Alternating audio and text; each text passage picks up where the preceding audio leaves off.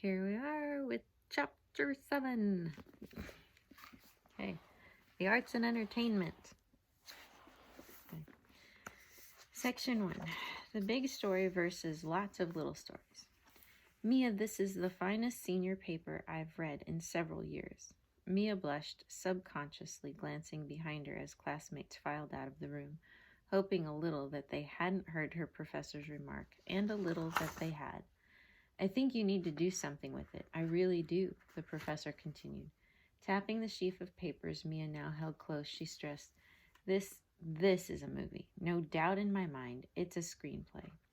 Inspired, Mia had moved to Los Angeles after graduation to pursue her dream of being a screenwriter. That was 4 months ago. Her professor's remarks echoing in her tired mind, Mia coaxed her little 4-cylinder beater through the streets to the cramped apartment she shared with a revolving group of girls. She worked long days at a restaurant that had seen better days, as she ruefully described it. One day she hoped she'd remember all of this with a fond sigh. In Hollywood, Mia was one of thousands of others who, it seemed, were just days away from their big break. At first, she spent every spare minute clacking away on her laptop at the corner coffee shop she'd sworn to make famous one day by casually mentioning it in an interview. Mia's first break came just a couple of weeks after arriving in town. Right in the midst of wrangling snappiness out of a weary dialogue passage, her phone buzzed. A text from Mia's roommate read, "You want to be in a movie tomorrow? Friend says need extras." A mini vacation, Mia thought. Sure, she replied. The next day, dressing in period garb and chatting happily on command, Mia and her friend strolled down the street over and over again. There were 13 others in the scene, but that didn't bother Mia one bit. Being an extra was hard work, but through dedication, Mia managed to abide the hours of waiting. She could make more flipping burgers, but this was research, Mia told herself. Plus, she had seen the movie's star, Cash Upton, only 50 yards away, his tall frame and handsome face occasionally visible through the gaggle of camera operators and sound techs and makeup artists. Since then, she had been on the set of 2 movies and a television show.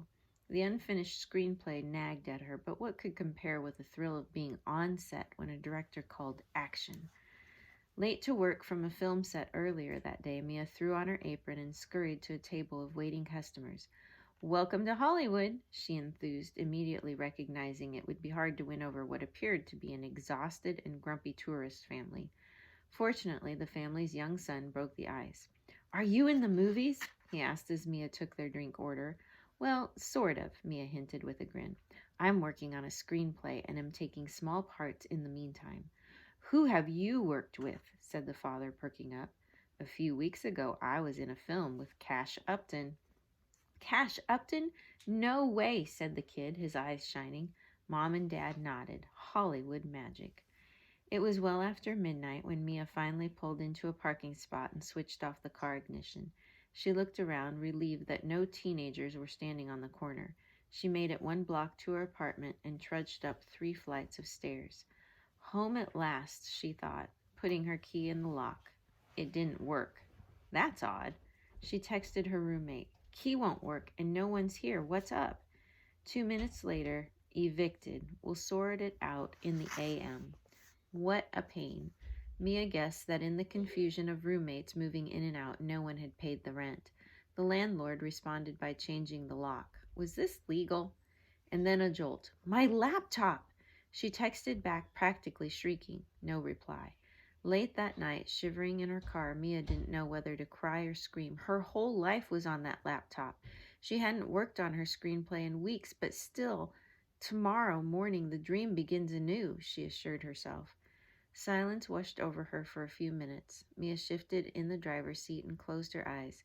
Buzz, another text. "You want to be in a movie tomorrow?" Oh, good. They needed her. "Yep," she replied, and then closed her eyes, smiling. Section 2, the entertainment culture. Our entertainment-driven culture tempts all of us, like Mia, to put the bigger story of our lives on hold while we accept bit parts in other people's stories. Derived from a Latin word meaning to keep people in a certain frame of mind, entertainment adds much joy to our lives. Increasingly, though, people find themselves trapped in a perpetual cycle of seeking amusement, which is an altogether different thing. Muse means to think. Means without. Amusement, then, is entertainment without thought. In Amusing Ourselves to Death, the late Neil Postman described how an obsession with amusement hurts us personally and culturally. He illustrated this by comparing two dystopian worlds. George Orwell's 1984, with its dark tale of the all-seeing Big Brother, and Aldous Huxley's brave new world in which people embrace oppression with the help of a fictional drug called soma, which Huxley described as all the advantages of Christianity and alcohol with none of their defects. What Orwell feared were those who would ban books. What Huxley feared was that there would be no one who wanted to read one. Orwell feared that the truth would be concealed from us. Huxley feared the truth would be drowned in a sea of irrelevance. Orwell feared we would become a captive culture. Huxley feared we would become a trivial culture. In short, Orwell feared that what we hate will ruin us. Huxley feared that what we love will ruin us. Ignorance, apathy, triviality, ruin. A grim picture of modern life, to be sure, but Postman was not the only one concerned. Respected film critic Michael Medved, after years of reviewing movies, wondered why the public had such a high tolerance for mediocre and debauched entertainment. He concluded bluntly, "The true sickness is in the soul. We don't set out to become soul sick. I don't know anyone who says, 'I'm going to aspire to a life of hazy complacency.' Rather, we cross the line between entertaining relaxation and amusement addiction without realizing we've done so. Like Mia, we are tripped up by alluring obstacles and bloated by our appetite for the easy and insubstantial. To paraphrase the famed critic Malcolm Muggeridge, our entertainment wasn't invented to make us shallow. Rather, it emerges out of our shallowness. But perhaps shallowness is a symptom of a deeper problem. We're afraid. We're afraid we won't find what we're looking for in life. We're afraid of not being needed or desired. We're afraid there is no out there. As we critically examine the entertainment culture, we're faced with a choice. Will we passively absorb whatever our culture offers, or will we fight for meaningful lives? It's tempting to turn this chapter into a pessimistic rant against modern culture, but my sincere hope is to offer an eye-opening perspective on the entertainment culture within a larger focus on how to really live, not just merely be alive. May it not be said of us at the end of our days, as Oliver Wendell Holmes Sr. lamented, "Alas for those that never sing but die with all their music in them." We can rise above everyday triviality and reach this goal, but first we need to know what we're up against. A battle of worldviews rages in the entertainment culture. Christians must learn to care and be clear on what that caring should look like. The choice before us. Art is essential to the human experience. Painting, sculpting, music, and literature deepen the meaning of our lives if we're patient and thoughtful enough to learn their ways. But the entertainment culture transmutes the arts into something to numb us rather than bring us alive. A popular band from my own growing up years sang, "With the lights out, it's less dangerous. Here we are now. Entertain us. I feel stupid and contagious. Here we are now. Entertain us." The singer, Kurt Cobain, ended his own life in despair, yet his fans live on. Most are now in their 30s and 40s. Known for their sarcasm and cynicism, they grew up and found jobs, were married, had children, and entered mainstream life. With every new generation, though, the angst comes roaring back. Each generation wonders, is this life all there is? The Christian worldview has an answer. Let Christ peel back the layers of fallenness and bring healing, not just to release us from the pain, but to give us purpose. It's risky to embrace this truth. As John Piper says, if our single, all-embracing passion is to make much of Christ in life and death, And if the life that magnifies him most is the life of costly love, then life is risk, and risk is right. To run from it is to waste your life. The arts ought to not just be colorful ornaments hung on an otherwise dreary life. From a biblical perspective, they point to God, unlock deep truths about humanity, and enlarge life itself in the process. How the arts do this and how they have been hijacked is a fascinating subplot in Christian history. How the arts became amusement. The arts is one of the most enduring aspects of human culture. Among our most ancient artifacts are sculptures, paintings, mosaics, works of architecture, and manuscripts of plays, stories, and songs. In the biblical narrative, the scriptures repeatedly refer to the Hebrews as a musical people. Genesis 4 tells of an instrument called a kinnor, invented by Jubal, a forerunner of the Israelite people. The warrior poet King David was gifted in its use. Some versions of scripture call it a harp, but the Greek word for this instrument, kitara, is where we get our word guitar. The ancient Hebrews knew how to have a good time. One of the 3 tithes God instructed ancient Israelites to pay was the festival tithe, in which they were to annually sell animals and spend the proceeds on whatever you desire, oxen or sheep or wine or strong drink, whatever your appetite craves, and you shall eat there before the Lord your God and rejoice, you and your household. People rarely think the God of the Old Testament wanted people to throw big parties, but it's right there in the text. Unfortunately, in a fallen world, the arts often become grotesque. Israel's Canaanite neighbors hosted orgies in which they burned babies alive in a furnace, sculpted to resemble the god Moloch, masking the infant's screams with music. Greek culture featured complex narratives, robust plays, and athletic events. Ancient philosophers such as Plato believed that training in the arts, especially music, would lead to a life of moderation, self-restraint, and harmony for the soul. People who have a good beginning in play can develop habits of order, he said, and such habits can help preserve the state. The Romans inherited these traditions, though their cultural artifacts degraded as the empire disintegrated. Gladiators fought to the death in colosseums. Wild animals ate political prisoners and other undesirables, Christians to be exact, in front of an approving crowd, and sexually explicit parades marked public holidays. The highest and best of Western art has Christianity's fingerprints all over it. Shakespeare liberally quoted the Bible and trusted his audience's understanding of it to grasp his subtle allusions. The very structure of Western music follows the biblical pattern of creation, fall, and redemption. So too, great literature reminds us of the horror of sin, the honor of self-sacrifice, and the glory of redemption pictured in a story's ultimate resolution. During the Age of Enlightenment, the world began to change. According to Nancy Pearcey, a professor of Christian worldview, somewhere along the way people began thinking of truth as being like 2 stories of a building. Lower story truth based on demonstrably true facts, and upper story truth based on subjective and culturally relative values. Upper story truth was seen as idealistic and based on feelings and moral preferences. Lower story truth was seen as enlightened and knowable based on scientifically known facts. The 2 views of truth were considered separate. One was sacred, the other secular.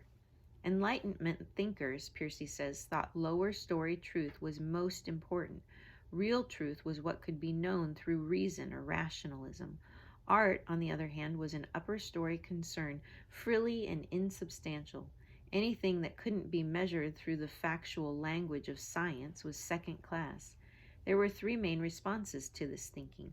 Artists who decided to join the trend developed formalism, using art to communicate objective formal elements, such as line, color, space, and volume. Artists who decided to fight this trend developed romanticism, a movement of pure feeling and emotion. Artists who decided to ignore this trend developed realism, which says that art is just supposed to show what it is. It isn't supposed to be about something or make us feel anything. Splitting the secular and sacred makes it hard to see art as something that enables us to better understand God and the world. Artists tend to see their work either as an ethereal withdrawal from the world or as a stiff embrace of its cold meaninglessness. Not many people find cold meaningless attractive. Withdrawal attracts a larger audience, but only because it takes people's minds off reality. This is no less a problem. Christians reacted to the secular-sacred split in two ways, says screenwriter Brian Godawa. Those fearful of the uncontrolled emotional influence of the arts became cultural anorexics. In their wariness, they lost touch with the delightful side of being God's image bearers. Others became cultural gluttons who reveled in art's escapism, while the cultural anorexics looked on disapprovingly. The cultural gluttons retorted, in the immortal words of the hippie Jesus movement singer-songwriter Larry Norman, "Why should the devil have all the good music?" As more entertainment options emerged, art devolved into amusement, a morphine drip of distraction for culture in chronic pain. But this, according to Ravi Zacharias, is the way culture declines. At first, art imitates life. Then life imitates art, and then life draws its very reason for existence from the arts. When they hear about the change in approaches to art in the past few hundred years, many people wonder, why is this a big deal? Can't we just enjoy our entertainment and leave it at that? Perhaps you're wondering this as well. What is the big deal? Does amusement really hurt us? Amusement can help us relieve stress and bring us happiness, but it also produces 4 lingering effects that can damage us in the long term. It can enslave our affections, make us restless, destroy contentment, and make us angry. Let's look at each of these concerns. Enslaving our affections. We're designed to experience God's love as the basis of true companionship as we take on the task of forming and filling the earth. Our brains are wired to learn, and our bodies are made to move in response. When we see something new, a cluster of cells in our brains recognizes that thing so we can recall it when we see it again. When 2 things are experienced together, such as smelling a favorite dish and eating it, the 2 memories become linked.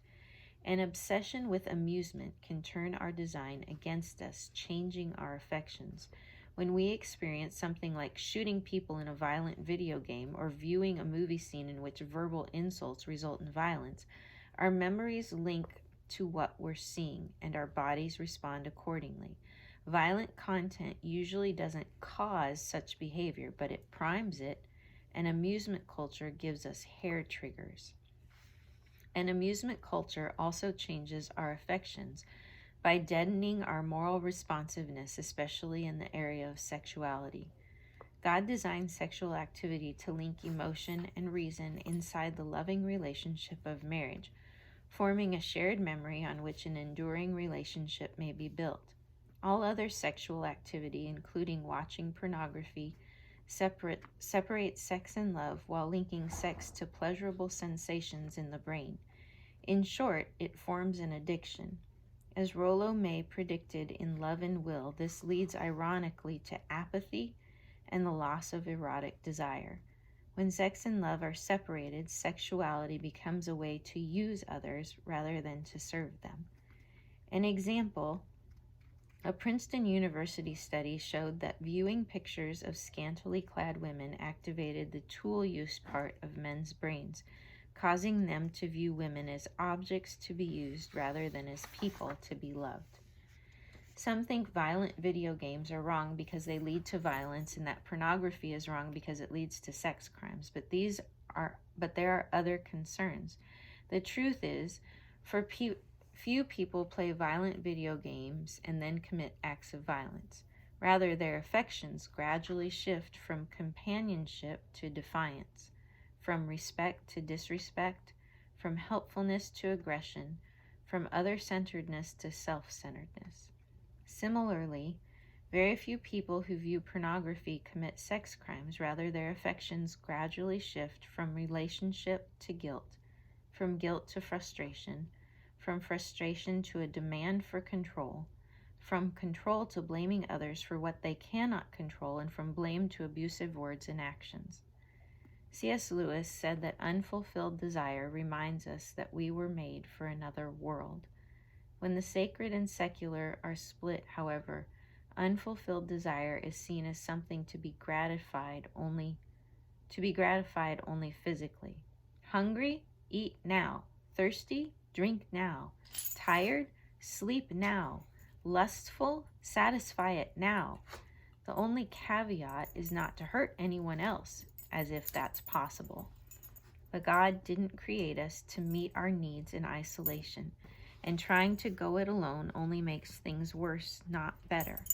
One tech company invented a robot companion that gives its owner affection without the complication of a real relationship, but this only turns our soul's desires to connect with another person into self-gratifying obsession. MIT professor Sherry Turkle muses, "The questions for the future are not whether children will love their robot companions more than their pets or even their parents. The questions are rather, what will love be? And what will it mean to achieve ever greater intimacy with our machines? Are we ready to see ourselves in the mirror of the machine and to see love as our performances of love? If the real world is a sacred place, not a secular one, then to view our desires as merely physical is to live half-heartedly." This was C.S. Lewis's point in his sermon, The Weight of Glory. We are half-hearted creatures fooling about with drink and sex and ambition when infinite joy is offered us, like an ignorant child who wants to go on making mud pies in a slum because he cannot imagine what is meant by the offer of a holiday at the sea. We are far too easily pleased. The amusement culture makes us restless. Attention is one of our most valuable currencies. We never have more than 24 hours in a day. Journalist Maggie Jackson writes, "Nothing is more central to creating a flourishing society built upon learning, contentment, caring, morality, reflection, and spirit than attention. As humans, we are formed to pay attention. Without it, we simply would not survive." The amusement culture clamors for our limited attention. Breaking news alerts make it seem as if everything is urgent and worthy of our attention. This clamor, says theologian Craig Gay, makes the world appear to be nothing but an endless jumble of events through which it is difficult, if not impossible, to discern anything beyond the relatively base motivations of lust, calculated self-interest, and the will to power. According to journalism professor John Somerville, the 24-hour news cycle actually makes us dumber, because when everything seems urgent, it's difficult to distinguish what is really important. The demand to be informed replaces the desire to grow wise. Even our devices make us restless. Who hasn't logged on to their laptop or iPad or smartphone while in bed waiting to go to sleep? In recent years, studies have shown that using blue light emitting electronic devices before bedtime can make it harder to sleep, negatively affecting health and alertness. Even after 8 hours of sleep, those using such devices were sleepier and less alert. Also, the constant demand for attention makes us self-centered. We begin feeling it's the obligation of others to grab our attention, and if they don't, it's their fault, not ours. Radio host John Stonestreet has seen the effect of an entertainment mentality on the audiences he addresses. Known as a compelling communicator, Stonestreet nonetheless says, "One of the great issues I encounter when I get up to speak is not, I wonder if he has anything to say. It's that if they don't think I'm entertaining, they assume I have nothing to say. Not all the really good stuff in life comes through entertainment. It might be that you've not entertained well, not that some guy isn't entertaining. It might be that you're not entertained well, not that some guy isn't entertaining. You might be the one that's broken. We're broken. We're restless. I know I am. Even as I try to write this chapter, I find it impossible to resist toggling over to check Facebook or email. If something isn't happening right now, if there aren't enough likes in response to what I think is a clever Facebook post, I tend to feel pushed to the margins of meaning. I'm restless by nature. The amusement culture makes it worse. The amusement culture destroys contentment. Contentment is the virtue of being calm and satisfied rather than always demanding more. Contentment isn't afraid of the silence that occurs when nothing much is happening. Rather, it sees this silence as a good and natural part of life. As we discussed in Chapter 4, one of the most basic psychological patterns of our lives is equilibrium, tension, and resolution. We strive for equilibrium, but tensions arise that demand a release. Jeremy Begbie, who teaches at the University of Cambridge in England, thinks the good life involves comfort with God's rhythms, including the rhythm of silence. Music is remarkably instructive here, he observes, because more than any other art form, it teaches us how not to rush over tension, how to find joy and fulfillment through a temporal movement that includes struggles, clashes, and fractures. The temptation is to pass over what needs to be passed through. When we're comfortable with life's rhythms, we realize we don't have to frantically make something happen every moment. Quiet moments are good. They lead to a calm happiness. Practicing contentment is hard, though, in an amusement culture where silence is nothing more than a space that marketers haven't yet figured out how to fill. In radio and television, silence is a sign that something's broken.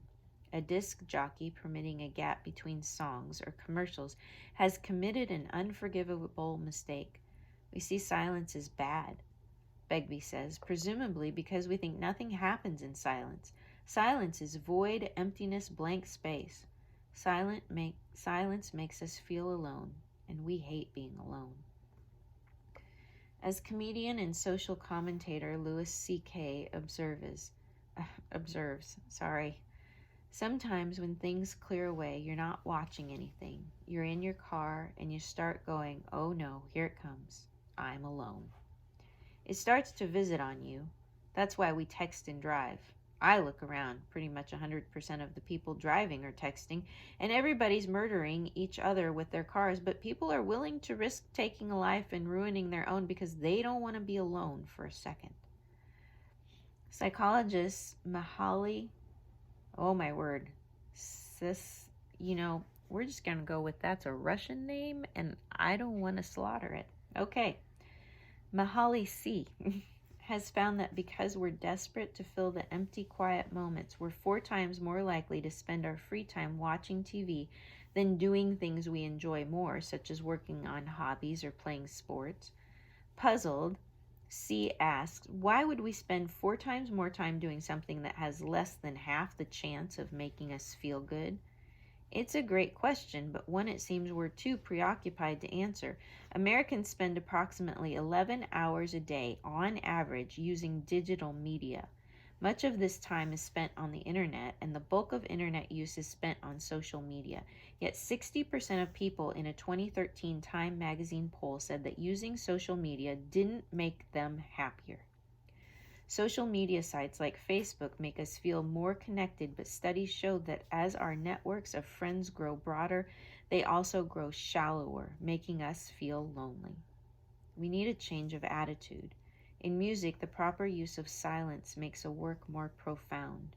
When all our spaces are filled with noise, though, we come to expect that tensions will be immediately resolved in a predictable way, and when they aren't, we become impatient. That's why we gravitate toward music and other forms of entertainment that allow us to escape from reality rather than embrace it. Silence and stillness block our escape uncomfortably, reminding us of how empty we are. As John Davies, a poet and contemporary of William Shakespeare, memorably expressed it. This is what he said, "We that acquaint ourselves with every zone, and pass both tropics and behold the poles, when we come home are to ourselves unknown and unacquainted still with our own souls."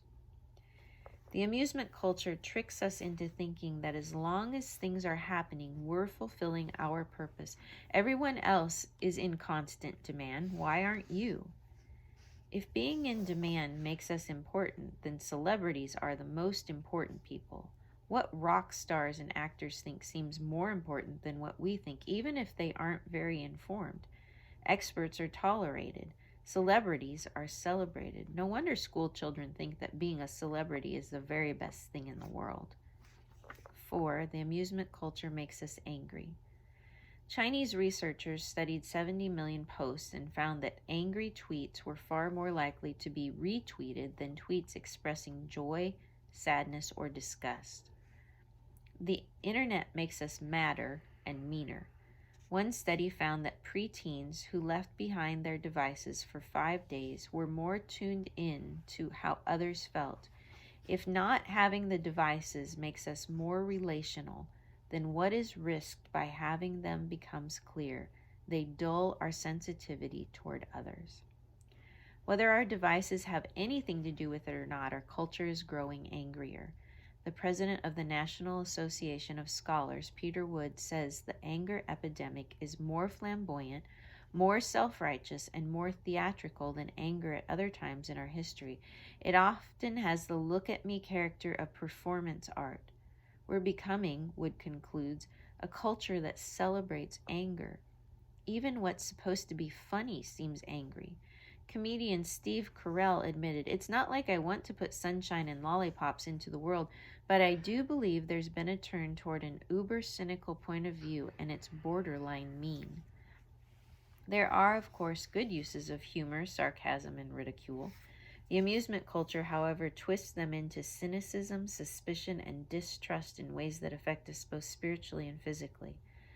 Proverbs 14:30 says, "A tranquil heart gives life to the flesh, but envy makes the bones rot." The Hebrew word for envy is often translated anger. It's an unsettled, bitter feeling toward others. According to neuroscientist Caroline Leaf,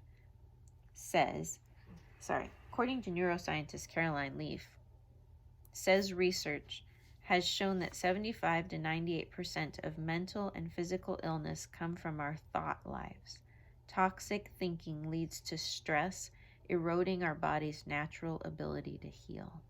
When we stop thinking, others step in, manipulating and controlling our thoughts and emotions. Our minds become filled with a continuous stream of worries, fears, and distorted perceptions, which trigger degenerative processes in the mind and body. These effects are now being seen in the elderly. People filled with cynical distrust and chronic anger are more likely to suffer stress-related illness, heart disease, and dementia in older age. In the Old Testament, people were warned against worshiping idols because they risked becoming like those idols, deaf, dumb, and blind to what was really important in life.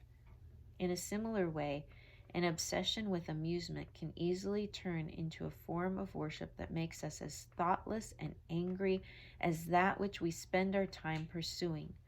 Worse, people that are thoughtless and angry are easy for counterfeit worldviews to manipulate, and today, as we will see, manipulation has become a finely tuned art.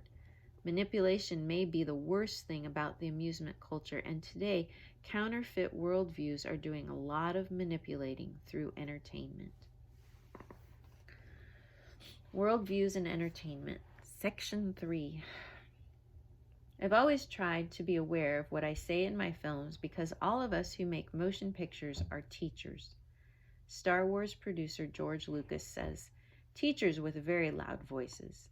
Entertainers teach by telling stories that shape people's views of reality. Every one of these stories, Brian Godawa reminds us, is informed by a worldview. Many entertainers relish the power this gives them. Courtney Love, a singer who was married to the late Kurt Cobain, said, "I feel like I have a duty. I, as an architect, have a need to impose my worldview on the culture." In fact, the entertainment culture itself has become so influential that in some ways it forms its own worldview, its own patterns of ideas, values, behaviors, and habits. Says movie critic Neil Gabler, It is not any ism, but entertainment that is arguably the most pervasive, powerful, and ineluctable force of our time. A force so overwhelming that it has finally metastasized into life. Whatever the case, there is a battle of worldviews in the entertainment culture, and it affects each of us every day. The battle for hearts and minds. The arts have long been noted for their mesmerizing power.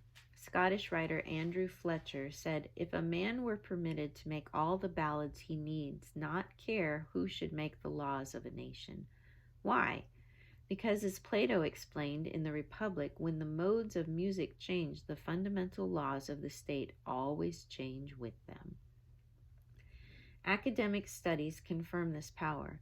Eliana La Ferrera, professor of economics at Bocconi University in Italy, studied the influence of Brazilian television soap operas, which include a significantly higher level of divorce and a significantly lower number of children per mother than the general population. After exposure to these programs, family size began to shift to reflect the size of families in the programs. Such influence can, of course, be positive. In India, producers of a wildly popular radio show, Tinka Tinka Sue, Happiness Lies in Small Things, wrote a script in which a beloved young girl dies in childbirth after being forced into an early marriage. After vicariously experiencing her death, audience members wrote over 150,000 letters in reaction. The episode so affected India that for the first time, large segments of the population began questioning whether it was a good idea to marry off their daughters at a young age. The larger question isn't whether the media is influential, but what kind of influence it seeks to have. Leonard Goldberg, executive producer of some of television's top shows, admitted that Hollywood's agenda skews left in the political spectrum. Liberalism in the television industry, he confessed, is 100% dominant, and anyone who denies it is kidding or not telling the truth. Some people, based on a secular belief that God either doesn't exist or is irrelevant, overtly attempt to use entertainment to communicate their message. Philip Pullman's His Dark Materials series of books and the movie The Golden Compass were explicitly the anti-C.S. Lewis. Other attempts are subtler. Walt Disney, for example, specifically excluded church from Disney World's main street and even left churches out of the subdivision he was planning, though there are now several churches in the area. The growing acceptance of the homosexual lifestyle is a case in point. For most of history, homosexual behavior was considered a violation of God's created design for sexuality. The Gay and Lesbian Alliance Against Defamation, or GLAAD, decided to harness the power of entertainment to change this, distributing a list of do's and don'ts to screenwriters, including do use the term sexual orientation instead of sexual choice, and do not assume homosexuals are promiscuous. GLAAD also developed an award show for gay and lesbian-friendly programs. A graduate student at Arizona State University, Aaron Brownback, studied the GLAAD award-winning programs for the past 13 years and found that all of them included activities wildly more outside the box than homosexual behavior, making gay and lesbian characters' behavior appear mild by comparison. In addition, 9 of the 13 programs featured interracial, heterosexual couples to create a comparison frame in which gay relationships were seen as acceptable as interracial ones. The producers of these programs knew what they were doing, the researcher realized. They were, as phrased in a famous strategy paper in the homosexual movement, overhauling straight America. It worked. People who watch programs in which homosexuality is normal are more likely to think of homosexuality as normal behavior. Sorry, I'm slurring my words. Some Christians viewing such strategies have wondered whether they might be able to employ similar ones to help biblical values flourish in entertainment. Many in Hollywood are trying, but the entertainment community is notoriously resistant. As Ted Baer of Movie Guide points out, imagine the church making similar demands to those of GLAAD, such as do not call all Christian fundamentalists or do not call Christians right-wing.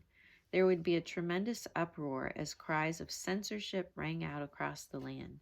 The late head of the Motion Picture Association of America, Jack Valenti, confirmed Bear's suspicions, thundering against conservative groups. What we cannot do is allow zealots or self-anointed special groups who claim divine vision to intimidate us or coerce us or frighten us. Too many brave young men have died on battlefields and are dying now to protect, defend, and preserve our right of choice. Whether any Americans have given their lives so people in Hollywood can say and do whatever they want is doubtful, but there undoubtedly is a battle going on for the hearts and minds of people, and the fighting is fierce in Hollywood. How different worldviews process the entertainment culture. Marxism. It's a review. You can learn a lot about a worldview by the way it approaches entertainment. Some worldviews, such as Marxism, take a two-pronged approach. First, it critiques the arts as being like religion in keeping people from seeing the truth of their oppression and rising up. Art serves the interests of the ruling class, as John Berger put it. The self-proclaimed cultural Marxist, Professor Frederick Jameson, among others, has made it his life work to demystify the culture so people can envision an alternate society altogether and work toward a utopian future he believes religion cannot deliver. Second, Marxists manipulate entertainment to encourage audiences to rise up in revolution, whether through fomenting class resentment, as in the classic movie Salt of the Earth, and more recently The Wolf of Wall Street, or by blatantly glorifying Marxist revolution, as in the Motorcycle Diaries. Marxists have used entertainment to advance their aims. Postmodernism. Marxism's close cousin, postmodernism, which my co-author and I argued in Understanding the Times, is a well-formed worldview in and of itself, is suspicious of any story that proclaims truth. Postmodernists see their mission as critiquing the arts and entertainment to disrupt bourgeoisie fantasies about art, as Glenn Ward phrased it, describing the way postmodernists believe that privileged people hijack art to create an idealistic view of reality. But whereas Marxism critiques the arts for keeping people from reality, postmodernism critiques the arts for assuming there is any such thing as reality to begin with. John Baudrillard's famous Simulacra and Simulation opens with a discussion of Jorge Luis Borges' allegory of a map, so detailed as to be the exact scale of the empire it represented. In the end, people lost the ability to distinguish between the map and the reality, except in the outlying deserts of the realm, where they noticed the map fraying. Baudrillard said, "The territory no longer precedes the map, nor does it survive it. It is nevertheless the map that precedes the territory. Today it is the territory whose shreds slowly rot across the extent of the map, the desert of the real itself. No one can say what is real," postmodernists assert, and they've appointed themselves to make that reality clear. Islam. The worldview of Islam forms an entirely different approach, criticizing the entertainment culture for keeping people from Allah. Surah 1021 in the Quran says, "The mutual rivalry for piling up the good things of this world diverts you from the more serious things." Surah 47:36 observes, "This worldly life is only amusement and diversion." Surah 57:20 states, "Know that the life of this world is only play and amusement, pomp and mutual boasting among you, and rivalry in respect of wealth and children, as the likeness of vegetation after rain. Thereof the growth is pleasing to the tiller. Afterwards, though, it dries up, and you see it turning yellow, then it becomes straw." The Arabic word dunya, used throughout the Quran, is defined as an ungodly focus on everyday concerns and earthly possessions. New spirituality. While Muslims believe entertainment beguiles us into ignoring Allah, those of the new spiritualist worldview think of it as keeping people from tapping into higher consciousness. In the Bhagavad Gita, Krishna said, "He who has let go of hatred, who treats all beings with kindness and compassion, who is always serene, unmoved by pain or pleasure, free of the I and mine, self-controlled, firm, and patient, his whole mind is focused on me. That man is the one I love best." Filmmakers find the new spiritualist story of the world a compelling hero's journey plotline, in which we must rid ourselves of a sense of self to become enlightened. Said George Lucas of his legendary Star Wars series, "With Star Wars, I consciously set about to recreate myths and the classic mythological motifs. I wanted to use those motifs to deal with issues that exist today. I see Star Wars as taking all the issues that religion represents and trying to distill them down into a more modern and easily accessible construct. I'm telling an old myth in a new way." In describing the Force to Luke Skywalker, Obi-Wan Kenobi said, "The Force is what gives a Jedi his power. It's an energy field created by all living things. It surrounds us and penetrates us. It binds the galaxy together." This is very similar to the way new spiritualists describe higher consciousness. We could examine more worldviews, but this brief sampling illustrates the split between the sacred and the secular. Islam and new spirituality tend to be upper story worldviews. This world is transitory, the otherworldly, Allah or higher consciousness, is real. Secular worldviews such as Marxism and postmodernism form lower story worldviews, distrusting any conception of a higher reality. Most worldviews tend to be one or the other. So where does this leave the Christian worldview? Let's find out. Section 4, Why Should Christians Care? In his letter to the fledgling church in Galatia, in modern-day Turkey, the Apostle Paul contrasted the life of the flesh, living as if God doesn't exist, and the life of the Spirit, living in full recognition of God's kingdom. "Walk by the Spirit, and you will not gratify the desires of the flesh. Now the works of the flesh are evident: sexual immorality, impurity, sensuality, idolatry, sorcery, enmity, strife, jealousy, fits of anger, rivalries, dissensions, divisions, envy, drunkenness, orgies, and things like these. I warn you, as I warned you before, that those who do such things will not inherit the kingdom of God. But the fruit of the Spirit is love, joy, peace, patience, kindness, goodness, faithfulness, gentleness, self-control. Against such things there is no law." Clearly, Paul knew we can't make the fruit of the Spirit happen for ourselves. The Holy Spirit does it. But how can we know that the Holy Spirit is at work in our lives?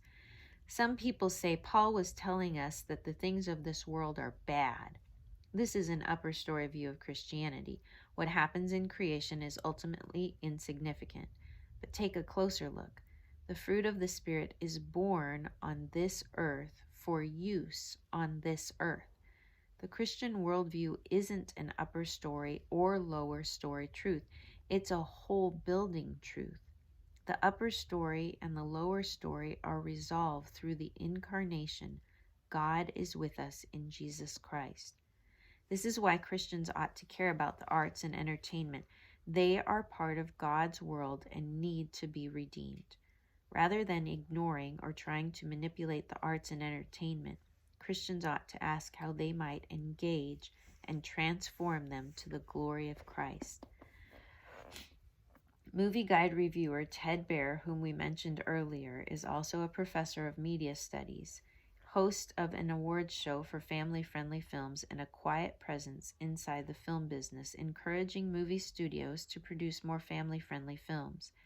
Baer offers 8 aspects of a Christian worldview of art and communication that dismantle the sacred-secular split.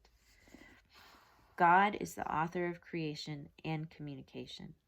God has given all authority in heaven and on earth to his Son, Jesus Christ. Art and communication are part of God's created order. Art and communication work together. Art and communication aren't just technical skills.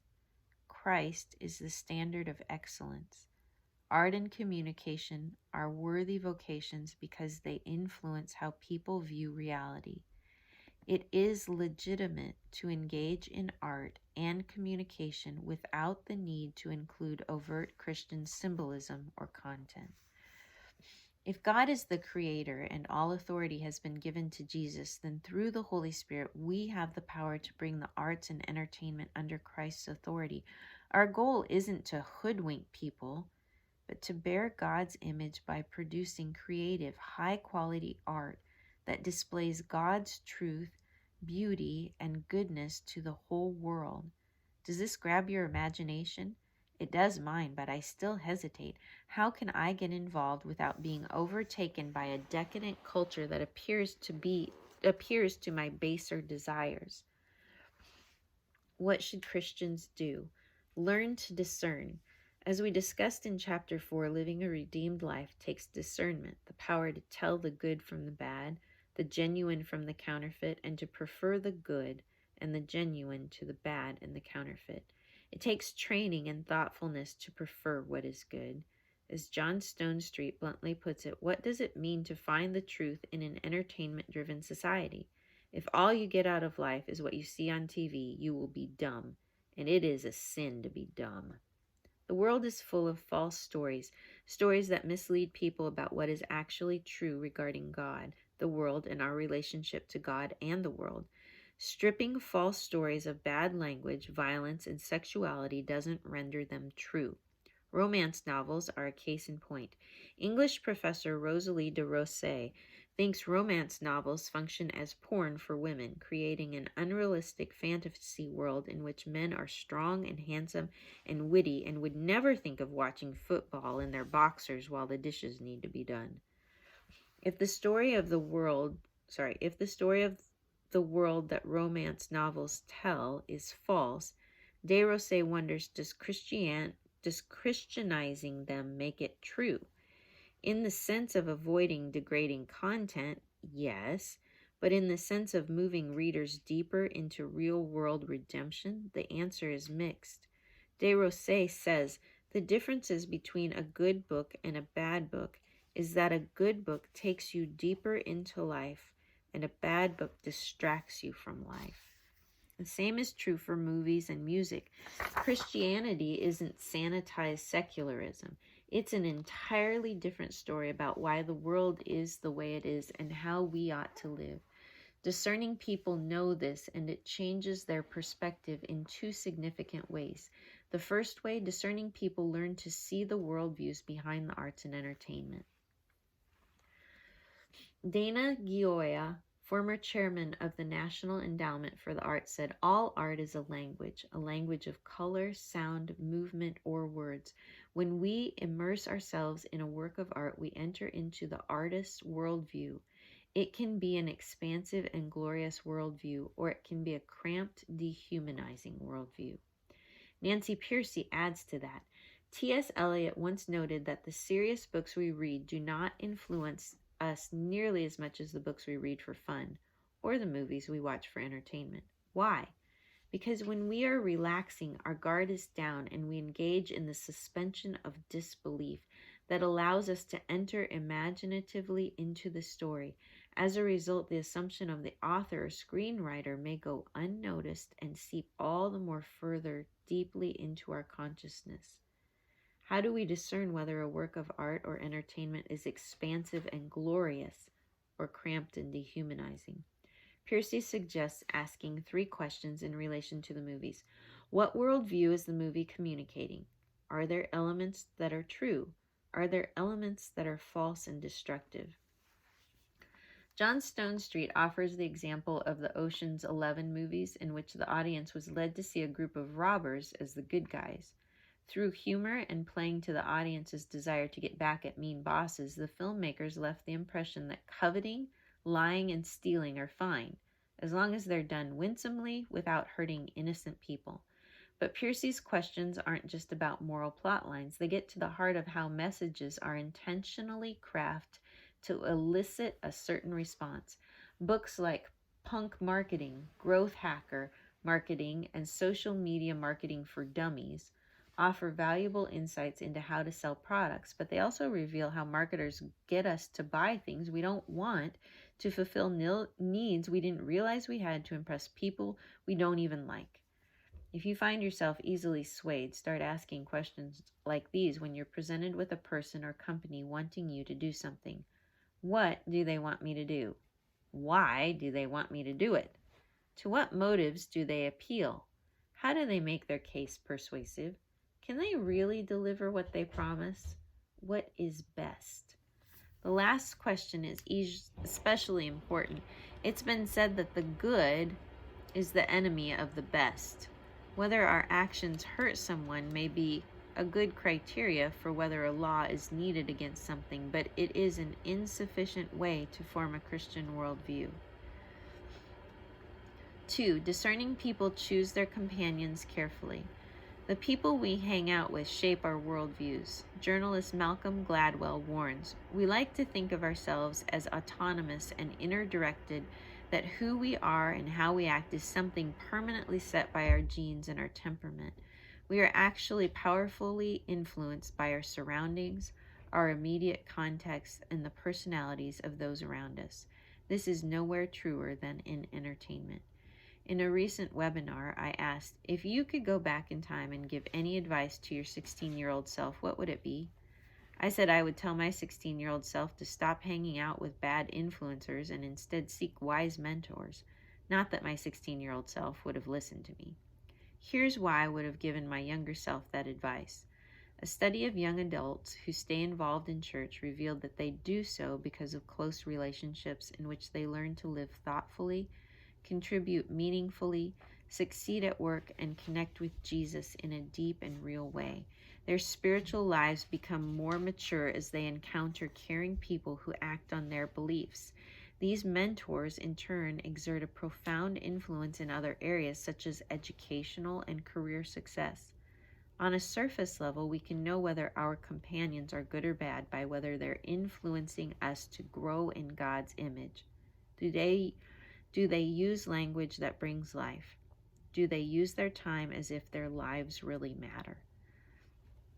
At a deeper level, though our companions influence us through their approaches to the world, do they view the world with gratitude or resentment? Constant exposure to marketing can make us feel inadequate or dull or poor. We see how others live and feel shortchanged. Instead of being thankful for what we do have, we become bitter about what we lack. Gratitude, defined as the capacity to feel the emotion of thankfulness on a regular and consistent basis across situations and over time, is one of life's most important character qualities. Psychologists Robert Emmons and Cheryl Crumpler asked undergraduate students to complete a weekly log of their emotions, physical symptoms, and health behaviors. 1/3 were asked to record 5 major events or circumstances that affected them. 1/3 were asked to write down 5 hassles or minor stressors. And the remaining third were asked to write down 5 things for which they were grateful. The study's results showed that those in the gratitude group felt better about their lives, were more optimistic, reported fewer physical complaints, and spent more time exercising. Further, they were significantly more likely to report having made progress toward the goals they had written down at the beginning of the term. Gratitude is the wind in discernment sails. Grateful people are higher in positive emotion and life satisfaction, and lower in negative emotions such as depression, anxiety, and envy. They're more focused on others, forgiving, agreeable, spiritually minded, and responsible. Grateful people are full of hope, which inspires them to make wise decisions about where to direct their attention. This, as it turns out, is an often unnoticed key to thriving in an amusement-addicted world. Work hard at something valuable. Because entertainment ultimately fails to inject meaning into an otherwise empty life, we need a new approach. Mahaley C. suggests finding purposeful activities that produce a sense of well-being he calls flow. Purposeful people are filled with joy, energy, satisfaction, and persistence in the face of obstacles. Older adults who have purpose live longer. It takes hard work to achieve purpose. Good artists work hard. World-renowned pianist Van Cliburn practiced 6 hours a day, every day, including 2 hours of scales. And for those of you who don't know, that's just playing 5 to 8 notes over and over and over again so you can do it without thinking. Where am I? So lost there. Okay. Takes hard work to achieve purpose. Good artists work hard. I know where I'm at now. Okay. Achieving purpose also takes dedication. Some say expertise is reached only after 10,000 hours of rigorous, focused practice. Lots of people are talented, but talent isn't enough. The world of high performers is made up of thoughtful people who engage in deliberate practice, getting continuous feedback so they can improve their performance. I am a great believer in luck, Thomas Jefferson said, and I find the harder I work, the more I have of it. Aristotle said that virtues are brought to completion through habit. Working at developing good habits changes our wills. It also changes our bodies. Researchers found that through their rigorous training, London taxi drivers experienced a process in their brains called myelination, in which a substance called myelin built up around the nerve fibers and neurons in the part of their brains they were exercising, in this case through spatial navigation. Myelination improves the speed at which connections happen in the brain. It happens in the brains of high performers, but only if the affected areas of their brains are stimulated millions of times through practice. Life purpose isn't like winning the lottery. As the science fiction writer Stephen Pressfield says, in the War of Art, the muse favors working stiffs. She hates prima donnas. Knowing all this, why do we still find life purpose so elusive? Mihaly C's answer is simple. Each of the flow-producing activities requires an initial investment of attention before it begins to be enjoyable. Attention. We have to stop paying attention to meaningless pursuits and start paying attention to meaningful ones. Following are some thoughts about how to do that. Discover your motivated abilities. Arthur F. Miller, who studied God's design for human beings, says we're all motivated to achieve certain outcomes, to fulfill specific purposes, as if pulled by a magnet. As we exercise our motivations, patterns emerge that Miller calls motivated abilities. He shows that motivated abilities are of supernatural design. Cultural circumstances cannot explain them, add to them, or take away from them. They exist even in hardship and tragedy. According to Miller, every invention, discovery, or creative act in all of human history goes back to the motivated abilities God has placed inside those inventors, explorers, and creators. People discover their motivated abilities as they try things and learn what returns energy to them and makes them feel more alive. Personally, I'm happiest when I'm teaching. When I see the aha look on the faces of my students, I know they're being changed.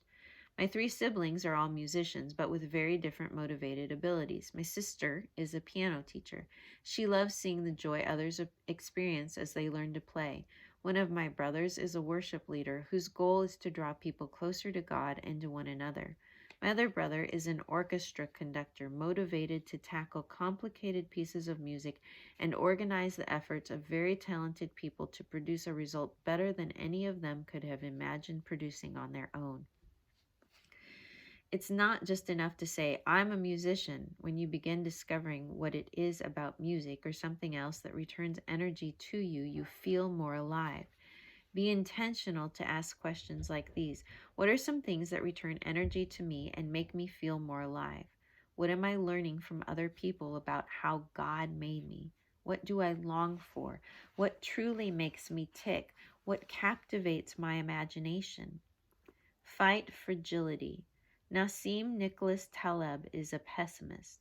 The thesis of his first book, Black Swan, is that major calamities in society are inevitable and unpredictable. In his second book, Anti-Fragile, Taleb says we can do something about bad things happening. but it's not what people think.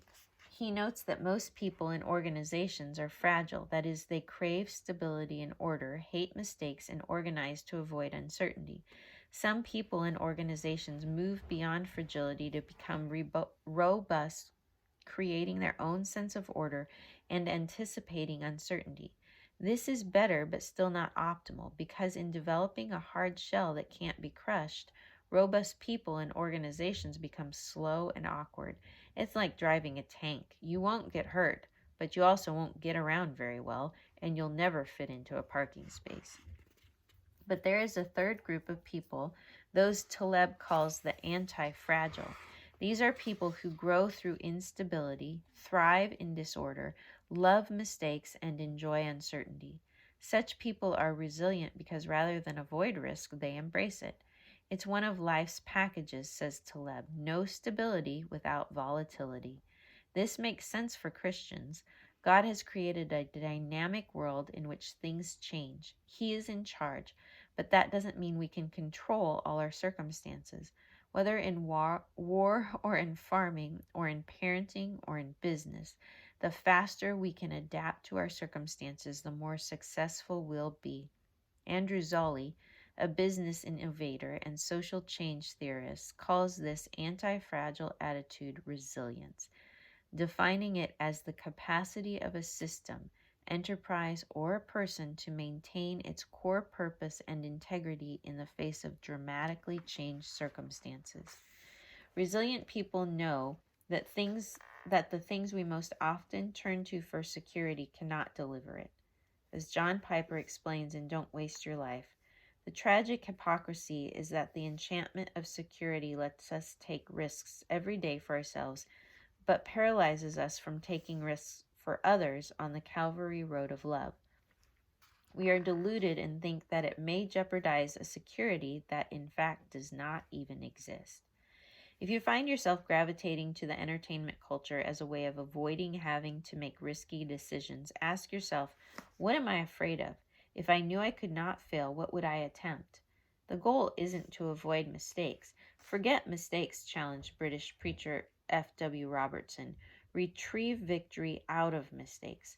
Jesus doesn't call us away from risk. Among his last words before going to the cross was a prayer for his disciples.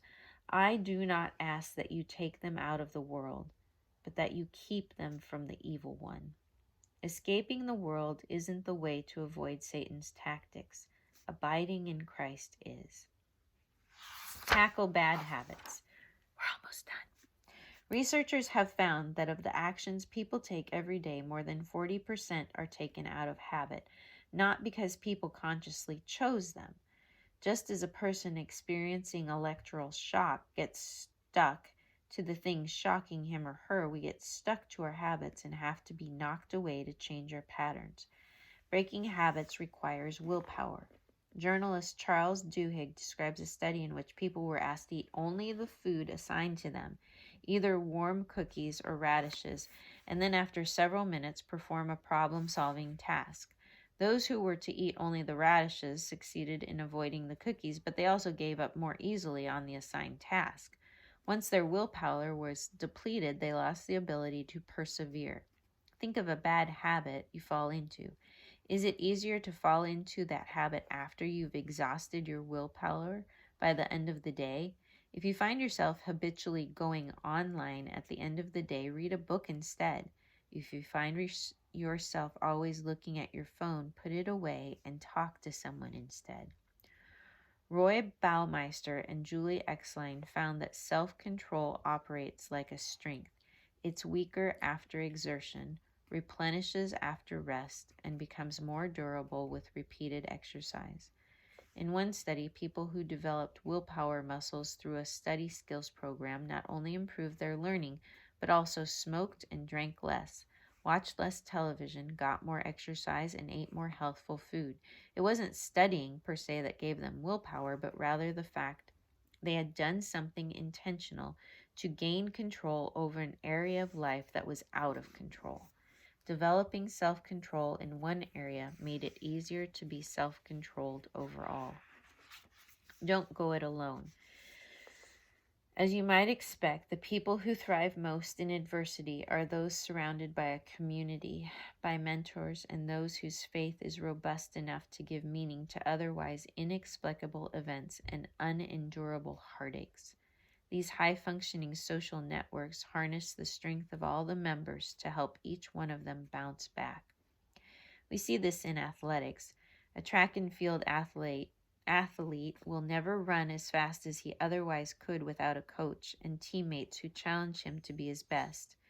In a similar way, we need people, especially people who are older and have been where we would like to go, to walk with us.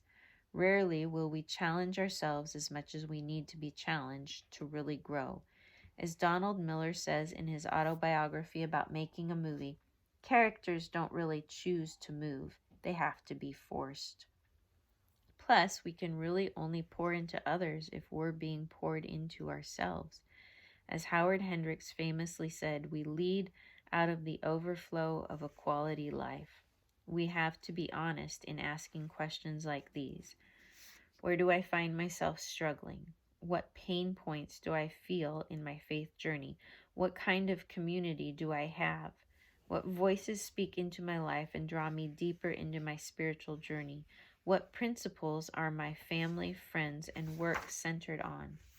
All of these steps, discovering our motivated abilities and fighting fragility, tackling our bad habits, and doing it all in the context of community, help put the entertainment culture in perspective. The bottom line is this: don't settle for bit parts in other stories. Begin living the story God has given you. Conclusion. Even secular researchers are now realizing that spiritually oriented lifestyles protect people from acting destructively. Biblically speaking, we know life is tough, but God is always at work. As 2 Corinthians 4 says, we do not lose heart, for this light momentary affliction is preparing for us an eternal weight of glory beyond all comparison. Worship leader Matt Papa, echoing St. Augustine, put it this way: we were created by God and for God, and until we understand that, we are restless, broken-hearted glory chasers, always seeking something more. But the way of Christ isn't easy. There are no shortcuts, and even if there were, good stories aren't made by taking them. Donald Miller tells of attending a screenwriting workshop where the legendary Robert McKee described how characters in stories grow only by facing difficulties, and he observed that this is true in life as well as in the movies. You have to go there. You have to take your character to the place where he just can't take it anymore. McKee looked at us with a tenderness we hadn't seen in him before. You've been there, haven't you? You've been out on the ledge. The marriage is over now. The dream is over now. Nothing good can come from this. Joy is what you feel when the conflict is over, but it's conflict that changes a person. His voice was like thunder now. You put your characters through hell. You put them through hell. That's the only way we change. We change through difficulty. Maybe this is why God often doesn't remove difficulties from us. He wants us to go deeper, to wait patiently through the silence, and to work hard while fully trusting Him. The relationship between difficulty and a beautiful life reminds me of Ed Catmull's story of how the emotionally complex animated feature Up was deepened into a story that meaningfully explored some of life's most tender themes. The movie tells the story of Carl Fredricksen, who copes with his wife's death by using helium balloons to turn their home into an airship and take the South American adventure they had long planned. As the house is hoisted aloft, Fredricksen finds himself accompanied by an insecure young Boy Scout, Russell, who is trapped on Fredricksen's porch. Catmull, president and co-founder of Pixar Animation Studios, says the story told in the film version looks nothing like the story as originally conceived.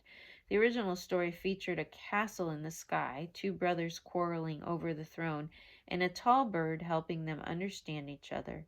Only two elements of this original story survived: the title Up and the tall bird.